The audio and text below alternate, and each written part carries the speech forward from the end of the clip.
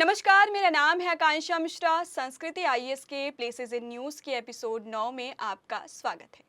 आज हम बात करने वाले हैं ब्राज़ील की, जो लगातार इस हफ्ते चर्चा के केंद्र बिंदु में रहा है। क्यों चर्चा के केंद्र बिंदु में रहा है? क्योंकि हाल ही में भारत ने G20 शिखर सम्मेलन की अध्यक्षता ब्राज़ील को सौंप दी है। यानी 2024 में ब्राज़ील क्या रहने वाला है, चर्चे में रहने वाला है और आपके लिए एग्ज़ाम के उद्देश्य से महत्वपूर्ण होने वाला है। इतना ही नहीं बल्कि GBA का नाम आपने सुना होगा। भारत और यूएसए के साथ साथ ब्राज़ील भी इसका संस्थापक सदस्य है। इतना ही नहीं है, हाल ही में ब्राज़ील में प्लेन क्रैश यानी विमान दुर्घटना में 14 लोगों की मौत की खबर आई है। कहाँ पर ये दुर्घटना हुई है? तो अमेज़न के रेन फॉरेस्ट यानी वर्षा वन में ये दुर्घटना हुई है। और साथ में ही डाउन टू अर्थ की एक रिपोर्ट की माने तो अमेज़न रेन फॉरेस्ट जो है वो पर्यावरणविदों के लिहाज से सबसे खतरनाक जगह है। अब आप समझ सकते हैं कि ब्राज़ील कितना ज़्यादा महत्वपूर्ण इस हफ्ते हमारे लिए रहा है। तो आज हम क्या करेंगे? हम ब्राज़ील की बात विस्तार में करेंगे और अंत में देंगे आपको एक अभ्यास प्रश्न। आप इस अभ्यास प्रश्न को बहुत ही गंभीरता से ले रहे हैं और लगातार इसका जवाब दे रहे हैं। पिछले एपिसोड की बात करूं तो आप सभी के उत्तर लगभग सही है। इसी तरीके से पार्टिसिपेट करते रहिए। आगे बढ़ते हैं बिना किसी देरी किए, लेकिन उसके पहले आपके लिए एक छोटी सी सूचना है। सूचना क्या है, देख लेते हैं। संस्कृति आईएएस आपके लिए लेकर आया है फाउंडेशन कोर्स। फाउंडेशन कोर्स का मतलब क्या हुआ? इसमें प्रीलिम्स और मेंस दोनों की कक्षाएं शामिल होंगी। ये आपके लिए हाइब्रिड मोड में उपस्थित होगा, यानी ऑनलाइन और ऑफलाइन दोनों माध्यम में उपस्थित होगा। कहाँ शुरू हो रहा है? तो सेंटर आपका दिल्ली है। कब शुरू हो रहा है? तो 3 अक्टूबर को दोपहर 3 बजे से शुरू हो रहा है। आपके लिए भारत के सर्वश्रेष्ठ शिक्षकों की टीम यहाँ पर उपस्थित होगी। अधिक जानकारी के लिए आप संस्कृति आईएएस के वेबसाइट पर संपर्क कर सकते हैं या दिए गए नंबर पर कॉल कर सकते हैं। अब बात करते हैं आज के टॉपिक की, यानी ब्राज़ील की। जैसा कि मैंने बताया कि अमेज़न फॉरेस्ट जो है, डाउन टू अर्थ की ये रिपोर्ट है, अमेज़न जो रेन फॉरेस्ट है वो पर्यावरणविदों के लिहाज से बहुत ज़्यादा खतरनाक होता जा रहा है। हमने बात की थी GBA यानी ग्लोबल बायोफ्यूल अलायंस की, यानी वैश्विक जैव ईंधन गठबंधन की। इसमें कितने देश शामिल हैं? तो 19 देश शामिल हैं, जिसमें से अगर देखें तो 7 जो देश हैं वो G20 के सदस्य हैं। 4 अगर देशों की बात करें तो वो G20 सम्मेलन में आमंत्रित किए गए थे। और 8 देशों की बात करें, ना तो ये G20 में शामिल देश है और ना ही G20 की समिट में इनवाइट किए गए थे। इसके अलावा और क्या है? तो बहुत महत्वपूर्ण जो इंटरनेशनल ऑर्गेनाइजेशन है वो भी इसका पार्ट है। इसका उद्देश्य क्या है? तो जैव ईंधन को प्रोत्साहित करना है और स्वच्छ वातावरण बनाना है। अब हम बात कर लेते हैं किसकी? तो ब्राज़ील की। ब्राज़ील की बात करें तो ब्राज़ील कहाँ पर है? तो उत्तरी गोलार्ध में थोड़ा हिस्सा पड़ता है और दक्षिणी गोलार्ध में भी इसका हिस्सा पड़ता है। क्षेत्रफल और जनसंख्या की दृष्टि से बात करें हम ब्राज़ील की, तो ब्राज़ील जो है वो दक्षिणी अमेरिका का सबसे बड़ा देश है। और साथ साथ दुनिया की बात करें तो क्षेत्रफल के लिहाज से इसका पोजीशन कितना है? तो 5th पोजीशन पर पड़ता है। इसके अलावा और कौन से देश जो शीर्ष पर मौजूद हैं? तो बात करें, पहले नंबर पे आता है रशिया, दूसरे नंबर की बात करें तो कनाडा, तीसरे नंबर की बात करें तो चाइना और चौथे नंबर पे कौन आता है? तो यूएसए आता है। अब 5वें नंबर पे कौन है? तो ब्राज़ील आता है, जो दक्षिणी अमेरिका का सबसे बड़ा देश है। इसके अलावा जो ब्राज़ील जो है वो किससे किससे सीमा साझा करते हुए नज़र आता है? तो हम बात करेंगे, सबसे पहले एंटी क्लॉक वाइज डायरेक्शन में चलते हैं, सूरीनाम से सीमा साझा करता है। उसके यहाँ पे अगर देखें तो आपको फ्रेंच गुयाना दिख जाएगा। फिर आगे अगर बात करें तो गुयाना से सीमा साझा करता है। आगे इसकी बात करें तो वेनेजुएला से सीमा साझा करता है। इसके आगे कोलंबिया से, फिर पेरू से, फिर बोलीविया से और फिर पराग्वे से सीमा साझा करता है। इसके साथ ही साथ ये अर्जेंटीना और उरुग्वे से भी सीमा साझा करता है। अगर ध्यान से देखें तो इक्वाडोर को अगर छोड़ दें और चिली को छोड़ दें तो दक्षिणी अमेरिका के सभी देशों से ब्राज़ील सीमा साझा करता हुआ नज़र आता है। इसमें एक चीज़ नोट करने लायक है, क्या है? तो बोलीविया और जो पराग्वे है दोनों लैंडलॉक कंट्री है, यानी जहाँ से आप समुद्र की तरफ नहीं जा सकते। वहीं उरुग्वे लैंडलॉक देश नहीं है। यहाँ पर हम क्या करते हैं तो कंफ्यूज हो जाते हैं। इसके अलावा ब्राज़ील की बात करें तो ब्राज़ील लौह अयस्क के लिए बहुत ही महत्वपूर्ण है, और साथ ही मेरे जैसे अगर आपको भी कॉफ़ी पसंद है तो दक्षिणी अमेरिका का जो ब्राज़ील है वो कॉफ़ी उत्पादक का सबसे बड़ा केंद्र है। यानी विश्व में सबसे ज़्यादा कहाँ कॉफ़ी होती है तो ब्राज़ील में ही होती है। इसके अलावा अगर हम बात करें कौन कौन से देश सीमा साझा करते हैं, इसके साथ देख लेते हैं कि उनके कैपिटल क्या क्या है। हमने बात की फ्रेंच गुयाना की सबसे पहले, तो काइन जो है इसकी कैपिटल है। उसके बाद बात की हमने सूरीनाम की, तो सूरीनाम का कैपिटल कौन सा है तो पैरामारीबो है। उसके अलावा गुयाना की कैपिटल क्या है तो जॉर्ज टाउन है। वेनेजुएला की कैपिटल की बात करें तो कारकास है। उसके अलावा कोलंबिया की बात करें तो बोगोटा, पेरू की बात करें तो लीमा, बोलिविया की बात करें तो लापाज, पराग्वे की बात करें तो असुंशियन, उरुग्वे की बात करें तो मोंटेविडेयो दिख जाएगा, और साथ में अर्जेंटीना की बात करें तो ब्यूनस एरीज आपको क्या दिख जाएगा तो कैपिटल दिख जाएगा। किससे किससे सीमा साझा नहीं कर रहा था तो इक्वाडोर से सीमा साझा नहीं कर रहा था और चिली से सीमा साझा नहीं कर रहा था। बाकी सभी देशों से क्या कर रहा है तो ब्राज़ील सीमा साझा करता हुआ नजर आता है। किसके किसके लिए फेमस है तो कॉफ़ी के लिए फेमस है और लौह अयस्क के लिए बहुत ज़्यादा फेमस है। अगर बात करें ब्राज़ील की ही तो 50% से ज़्यादा जो दक्षिणी अमेरिका का हिस्सा पड़ता है वो ब्राज़ील में ही पड़ता है। मतलब 50% हिस्सा अकेला ब्राज़ील का ही है दक्षिण अमेरिका में। आगे बढ़े और बात करें यहाँ पे एक महत्वपूर्ण नदी है, कौन सी नदी है तो अमेज़न रिवर है। अमेज़न रिवर जो है दुनिया की सबसे बड़ी नदी है। याद रखिए लंबी नदी नहीं है, लंबी नदी जो है वो अफ्रीका में है और नील नदी है। अमेज़न नदी जो है वो सबसे बड़ी नदी है और साथ साथ नील नदी के बाद जो है वो दूसरी सबसे लंबी नदी भी है। अगर इसके ओरिजिन की बात करें तो इसकी ओरिजिन होती है पेरू से। कहाँ से होती है पेरू से होती है, जिसकी कैपिटल क्या है लीमा है। पेरू में कहाँ से शुरू होती है तो एंडीज माउंटेन के एक पीक से शुरू होती है जिसका नाम क्या है मिस्मी है। एंडीज कैसा माउंटेन है तो एंडीज फोल्ड माउंटेन है, और मिस्मी से क्या करती है अमेज़न निकलती है। पेरू में इसका नाम क्या है तो एप्यूरीमैक है।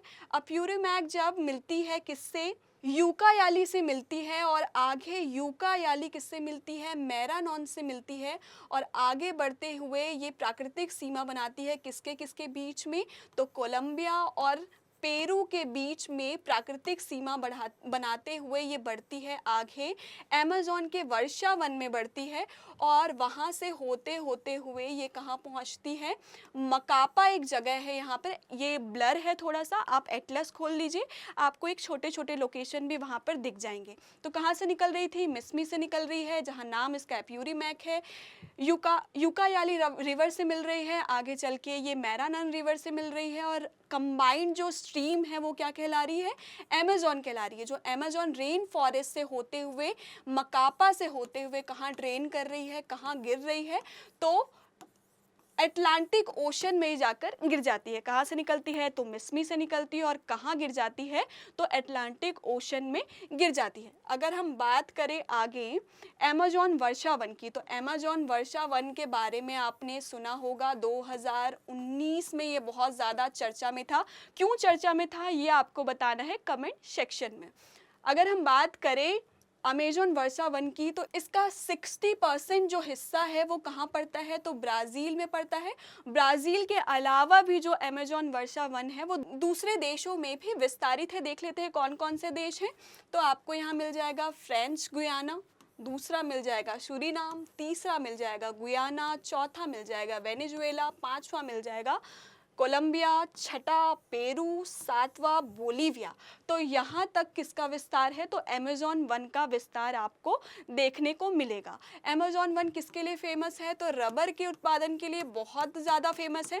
इसके अलावा अगर हम बात करें तो 20% जो है ऑक्सीजन की आपूर्ति आपको धरती में कहाँ से हो रही है तो अमेज़न रेन फॉरेस्ट से ही हो रही है, इसीलिए इसे दुनिया का लंग्स भी कहा जाता है। इसके अलावा अगर हम बात करें यहाँ की जैव विविधता की, तो 10% धरती की जैव विविधता कहाँ पाई जाती है? तो अमेज़न रेन फॉरेस्ट में पाई जाती है। अगर इसके प्रमुख प्रजातियों की बात करें तो आपको पिंक डॉल्फिन देखने को मिलेगा, बुलेट एंट्स आपको देखने को मिलेंगे, उसके अलावा पिजन डार्ट फ्रॉग देखने को मिलेगा, ग्रीन एनाकोंडा देखने को मिलेगा। इसके अलावा यहाँ पर 400 से 500 आपको एमर इंडियन ट्राइब देखने को मिलेगी। कितनी संख्या है? लगभग 400 से 500 आपको एमर इंडियन ट्राइब यहाँ पर देखने को मिलेगी, जिसमें से 50 टाइप तो ऐसी है जो इस जंगल से बाहर ही नहीं आ पाई हैं, यानी दुनिया के अन्य समाज के हिस्से से यानी मुख्य धारा से नहीं जुड़ पाई है, लोगों से कनेक्टिविटी नहीं बना पाई है। उसका नंबर कितना है? तो लगभग 50 ऐसी जनजातियां हैं जो समाज से नहीं जुड़ पाई है या कट कर रह रही है। आगे अगर बात करें छोटी छोटी जगहों की, छोटी छोटी भौगोलिक अवस्थितियों की, तो आपको यहाँ पे देखने को मिलेगा ब्राज़ीलियन हाईलैंड। ठीक है, इसके अलावा आपको देखने को मिलेगा यहाँ पे माटो ग्रासो का प्लेटू। इसके अलावा आपको यहाँ पे देखने को मिलेगा बोर्बोरेमा का प्लेटू। तो यहाँ पे आपको कौन सा प्लेटू देखने को मिलेगा? बोर्बोरेमा प्लेटू मिलेगा। और क्या मिलेगा देखने को? तो माटो ग्रासो प्लेटू आपको यहाँ पर देखने को मिलेगा। अगर हम बात करें घास के मैदान की, तो आपको यहाँ पे ट्रॉपिकल यानी उष्णकटिबंधीय घास के मैदान दिखाई देंगे। याद रखिए, ये है हमारी पृथ्वी, यहाँ से गुजरती है भूमध्य रेखा, ऊपर कर्क रेखा और नीचे गुजरती है मकर रेखा। तो यहाँ का जो रीजन होता है वहाँ पर कौन सी घास पाई जाती है? तो उष्णकटिबंधीय रीजन में आपको दिखता है उष्णकटिबंधीय घास। वहीं अगर हम कर्क रेखा से ऊपर और मकर रेखा से नीचे जाएं तो आपको यहाँ पे दिखेगा टेम्परेट यानी शीतोष्ण घास के मैदान दिखाई देंगे। ठीक है, अगर हम यहाँ पर बात करें तो आपको कौन कौन से घास के मैदान दिखाई देंगे? तो यहाँ पे 3 आपको घास के मैदान दिखाई देंगे। उसमें से एक जो है वो है कटिंगा, दूसरा जो है वो है सेराडास और तीसरा जो है वो है कंपोस। तो आपको 3 घास के मैदान यहाँ पर दिखाई देंगे। ये कैसे घास के मैदान होंगे? चूंकि ये किसके बीच अवस्थित है? ट्रॉपिकल रीजन में अवस्थित है, तो आपको यहाँ पे उष्णकटिबंधीय घास के मैदान दिखाई देंगे। वहीं बात करें हम यहाँ पे ग्रैंड चाको जो है वो अर्जेंटीना और कहाँ पे है? तो पराग्वे के बीच में अवस्थित है। तो ये जो है टेम्परेट भी है और क्या है? ट्रॉपिकल भी है। दोनों प्रकार के आपको घास यहाँ पे दिखाई देंगे। वहीं हम बात करें, नीचे आइए, पंपास की बात करें तो पंपास में आपको शीतोष्णकटिबंधीय घास दिखाई दे, क्योंकि ये कहाँ पर है? तो आपका मकर रेखा के नीचे का हिस्सा है। तो यहाँ पे आपको कौन से घास दिखाई देंगे? तो आपको टेम्परेट टाइप के ग्रासलैंड दिखाई देंगे। ऊपर हमने किसकी बात की? तो हमने कटिंगा, सेरेडास और कंपोस्ट की बात की, जो कैसे घास के मैदान है? तो उष्णकटिबंधीय घास के मैदान है। वहीं ग्रैंड चाको जो है वो उष्णकटिबंधी भी है और शीतोष्णकटिबंधी भी है। और वहीं अगर हम देखें पंपास की, तो वो क्या है? तो शीतोष्णकटिबंधीय घास के मैदान है। तो इतनी बात हमें यहाँ पर करनी थी। आगे बढ़े और बात करें हम ब्राज़ील के प्रमुख शहरों की, तो सबसे पहले बात कर लेते हैं ब्राज़ीलिया की। ब्राज़ीलिया क्या है? तो ब्राज़ील की राजधानी है। ब्राज़ील की राजधानी क्या है? तो ब्राज़ीलिया है। और ब्राज़ीलिया बहुत महत्वपूर्ण है। क्यों महत्वपूर्ण है? क्योंकि एक तो ये जो है वो कंपोस्ट रीजन में पड़ता है, दूसरा जो है वो ब्राज़ीलियन उच्च भूमि, जहाँ जो हमने पिछले में देखा था, ब्राज़ीलियन हाईलैंड का जो हिस्सा है वो ब्राज़ीलिया है। और साथ ही में ब्राज़ीलिया जो है वो आधुनिक स्थापत्य कला के लिए बहुत ज़्यादा प्रसिद्ध है। इसके अलावा अगर बात करें तो यहाँ पर अर्बन प्लानिंग, जो शहरी प्लान जो हुआ है, ग्रिड व्यवस्था में स्थापित है और अर्बन प्लानिंग बहुत ज़्यादा है यहाँ पर। इसलिए 1987 में इसे यूनेस्को के वर्ल्ड हेरिटेज लिस्ट में शामिल किया गया था। साथ ही 2017 में इसे सिटी ऑफ डिज़ाइन की उपाधि दी गई थी। किसके द्वारा? तो यूनेस्को के द्वारा ही इसे सिटी ऑफ डिज़ाइन कहा गया था। दूसरे महत्वपूर्ण शहर की बात अगर हम करें तो दूसरा महत्वपूर्ण शहर आपको यहाँ पे दिख जाएगा सौ पोलो। सौ पोलो जो है वो दक्षिण अमेरिका की सबसे बड़ी सिटी है। किसकी सबसे बड़ी सिटी है? तो दक्षिण अमेरिका की सबसे बड़ी सिटी है। वही हम बात करें कि एशिया की सबसे बड़ी सिटी कौन सी है? तो संघाई है। वहीं अगर हम बात करें यूरोप की कौन सी है? तो इस्तांबुल है, जिसकी चर्चा हमने इस एपिसोड 1 में विस्तार से की है। अगर आपने नहीं देखा है तो प्लेलिस्ट में जाकर आप उसे देख सकते हैं। वहीं अगर हम बात करें उत्तरी अमेरिका की तो आपको दिख जाएगा मैक्सिको सिटी। वहीं अफ्रीका की बात करें तो लगोस दिख जाएगा।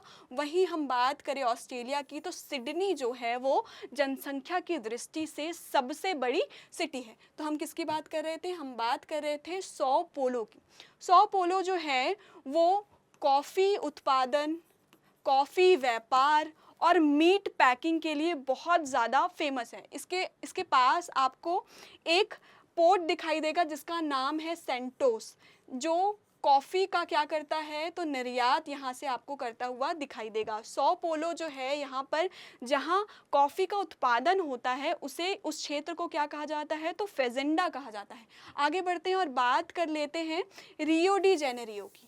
रियो डी जेनेरियो किसके लिए फेमस है? तो बीचेस के लिए फेमस है, कॉफ़ी उत्पादन के लिए फेमस है और साथ ही साथ स्वादिष्ट मांस के लिए रियो डी जेनेरियो बहुत ज़्यादा फेमस है। वहीं आगे बढ़े और बात करें हम किसकी? तो बेलो हॉरिजॉन्टे की बात करें तो बेलो हॉरिजॉन्टे लौह अयस्क के लिए बहुत ज़्यादा फेमस है। आगे बढ़ते हैं और बात कर लेते हैं सेल्वाडोर की। सेल्वाडोर किससे फेमस है? तो यहाँ पे पुर्तगाली वास्तुकला जो है वो बहुत ही समृद्ध अवस्था में है। तो सेल्वाडोर किसके लिए फेमस है? तो औपनिवेशिक पुर्तगाली वास्तुकला के लिए फेमस है।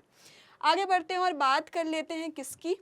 तो बात कर लेते हैं हम यहाँ पे बेलम की। देखिए यहाँ पर जब कौन गिर रहा था? अमेज़न नदी गिर रही थी तो उसके पास आपको दो क्षेत्र देखने को मिले थे। एक मकापा देखने को मिला था और दूसरा बेलम देखने को मिल रहा था। मकापा जो है वो है वाणिज्यिक हब।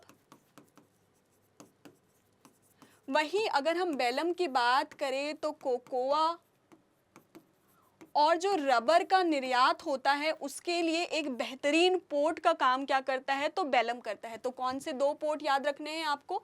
मकापा याद रखना है और बेलम याद रखना है।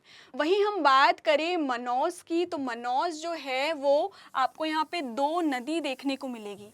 एक है मडेरा नदी और दूसरा निग्रो नदी। मडेरा नदी जो है वो अमेज़न की सबसे बड़ी ट्रिब्यूटरी है, यानी सबसे बड़ी सहायक नदी है। दोनों के संगम पर अवस्थित है। मनौस जो है वो निग्रो नदी और मडेरा के संगम पर अवस्थित है। ये किस लिए फेमस है? तो ये रबर उत्पादन के लिए बहुत ज़्यादा फेमस है। तो हमने इतनी जगह की बात आज की है। आगे बढ़ने से पहले एक छोटी सी चीज़ जान लीजिए। क्या चीज़ है? ब्राज़ील जो है उससे दोनों रेखाएं पास होती है। कौन कौन सी दो रेखाएं पास होती है? तो इक्वेटर भी पास होती है और कैप्रिकॉर्न भी पास होती है। इक्वेटर ब्राज़ील के अलावा और कहाँ से पास होती है? तो इक्वाडोर से पास होती है और कोलंबिया से पास होती है। वहीं बात करें हम कैप्रिकॉर्न की तो ब्राज़ील दक्षिणी अमेरिका का एक ऐसा देश है जहां से मकर रेखा और भूमध्य रेखा दोनों पास होती है।